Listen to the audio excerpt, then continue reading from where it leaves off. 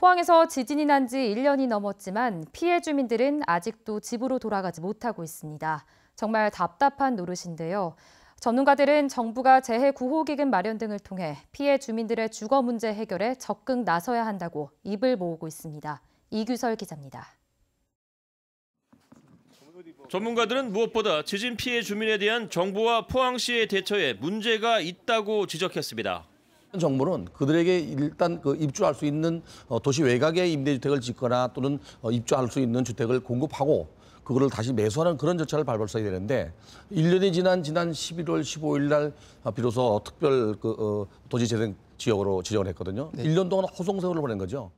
특히 포항 흥해 지역의 경우 주민주도형 재개발은 현실적으로 불가능하다며 대안 마련을 촉구했습니다.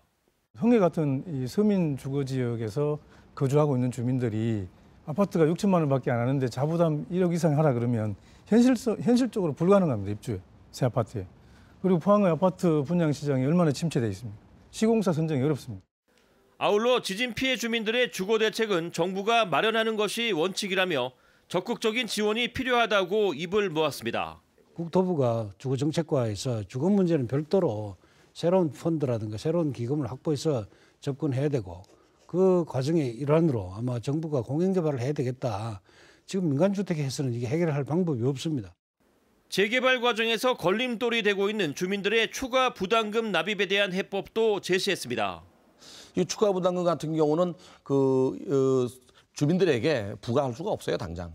그래서 제 생각에는 3년이나 5년 거치 한 20년 상환 정도로 3년에서 5년 정도는 이자만 받고 나머지 원금 이자를 갚는 방식으로 장기 저리 융자를 줘야 될 것 같고요.